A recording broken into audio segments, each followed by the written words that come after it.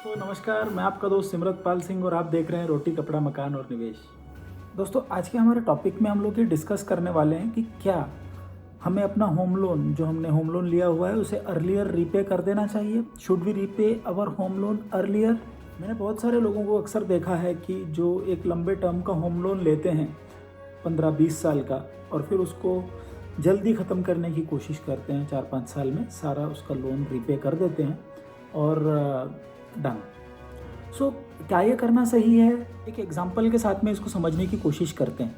ये मेरा actual home loan है जिसके बारे में मैं आपसे बात करने वाला हूँ और इसके डिटेल्स मैं साथ में डिस्क्रिप्शन में भी डाल रहा हूँ और साथ में स्क्रीन पे भी शेयर कर रहा हूँ कि मैंने 10 लाख का एक लोन लिया जिसका टर्म है 15 साल और मेरी EMI जो है वो 10,000 रुपये है। ये टोटल मैं पूरे 15 साल में 18 लाख रुपए पे करूँगा। सो इसमें क्या हुआ कि मैंने 10 लाख का लोन लिया था, 8 लाख मैंने इंटरेस्ट पे कर दिया। अभी दूसरी ओर मैंने 10,000 रुपये का एक म्यूचुअल फंड में SIP लगाया, एक हाइब्रिड म्यूचुअल फंड जो बहुत ज़्यादा रिस्क ना लेते हुए मेरे पैसों को कुछ पैसे मेरे शेयर्स में डालता है, कुछ डेट में डालता है। सो ऐसा एक म्यूचुअल फंड जो मुझे लगभग 10% के करीब रिटर्न देगा, मैंने ऐसे एक म्यूचुअल फंड में 10,000 रुपये की SIP लगाई। सेम 15 साल का टर्म रखा। जब मैं 15 साल बाद देखता हूँ तो मैंने 18 लाख रुपए पे किए इसके अंदर और एट द रेट ऑफ 10% जो मेरी ग्रोथ है वो लगभग 40 लाख रुपए हो गई।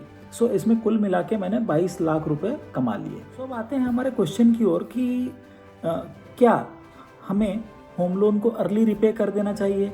तो इसका आंसर है नहीं। अगर आज मैं अपने होम लोन को जो 15 साल अभी उसका टर्म पड़ा हुआ है उस होम लोन को मैं 5 साल में निपटा दूँ, यानी कि ज़्यादा पैसे पे करता जाऊँ मैं उसमें, तो मेरा लोन तो ख़त्म हो जाएगा 5 साल में, लेकिन ये 5 साल में कोई सेविंग तो नहीं कर पाया ना।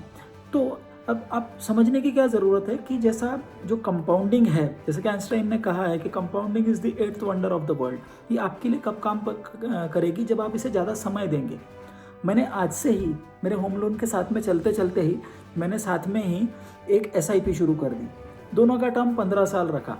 तो आप 15 साल बाद देखेंगे कि आपका जो घर था वो फ्री में बन गया एक तरह से, क्योंकि आपने उतना पैसा तो आराम से वहीं से कमा लिया आपके SIP से। सो होम लोन के साथ चलते चलते ही हमें अपनी इन्वेस्टमेंट भी साथ में जारी रखनी चाहिए, ताकि जैसे होम लोन ख़त्म हो जाए तो आपके पास में आपका एक और एसेट भी तैयार हो जाए।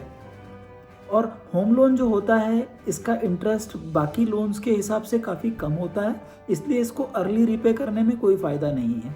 हाँ, अगर आपके पास में एक हायर इंटरेस्ट वाला कोई लोन है जैसे कि पर्सनल लोन है तो डेफिनेटली आई रिकमेंड कि आप पहले उसे रीपे करें, क्योंकि उसका इंटरेस्ट काफ़ी ज़्यादा होता है।